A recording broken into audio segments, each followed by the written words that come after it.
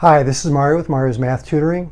Continuing on with this video series, this is day number 7 of a 14-day ACT Math, boost your score, video series, right? And so in this video, what we're going to be talking about are special right triangles. Okay, so when you take the ACT, they're going to expect you to know these special right triangles. It might not just be like an individual question where it's just like, solve this triangle, okay? But it might be in the context, as a part of a multi-step problem. So knowing this will make your work a little bit easier and quicker, and it's a key concept you want to know. So the two things you want to memorize are these two triangles, the 45, 45, 90 and the 30, 60, 90. Let's start with the 45, 45, 90 first. So in a 45, 45, 90, the two legs or the two sides that make up the right angle, these are the same. But the hypotenuse, that's the longer side, that's going to be the leg multiplied by the square root of 2. So there's two different things that can happen. If they give you the leg, you automatically know the other leg, and you just have to multiply by the square root of 2 to get the hypotenuse. If they give you the hypotenuse, then you want to divide by the square root of 2 to get the leg. Okay, so let's just look at a couple examples real quick. Another thing too is they won't always tell you it's a 45, 45, 90, but you see these little tick marks here, little hash marks, whatever you want to call them, these little dashes, right?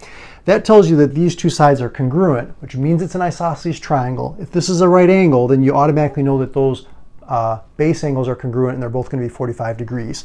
So if this side is 8, we automatically know that this leg is 8, and the hypotenuse is going to be 8 square root of 2, right?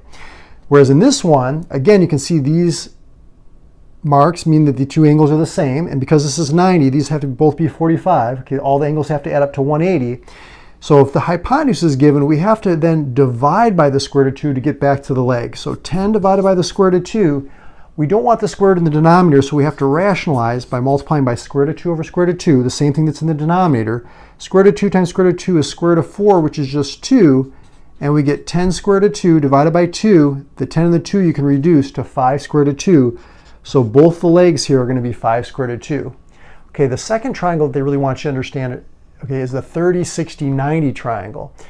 The way to remember this is the leg or the side that's across from the 30-degree angle, that's the shortest leg. We oftentimes call that the X side.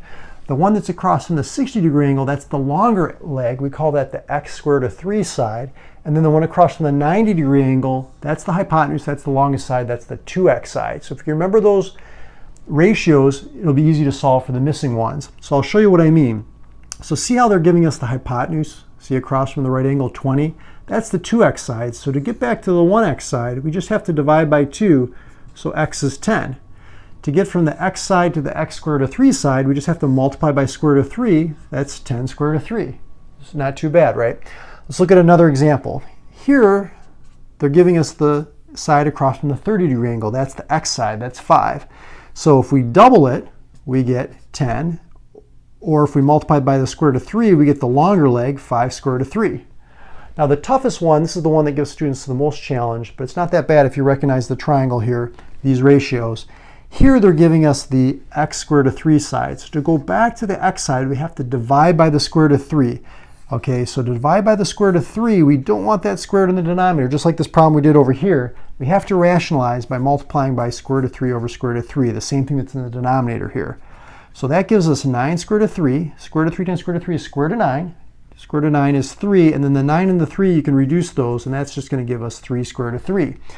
So now that we know that this is 3 square root of 3, all we have to do to go from x to 2x is double this side, so that's going to be 6 square roots of 3. So I hope this helps you understand how to work with the special right triangles better. If not, go ahead and review the video. And let's continue on in this 14-day video series. I'll see you in the next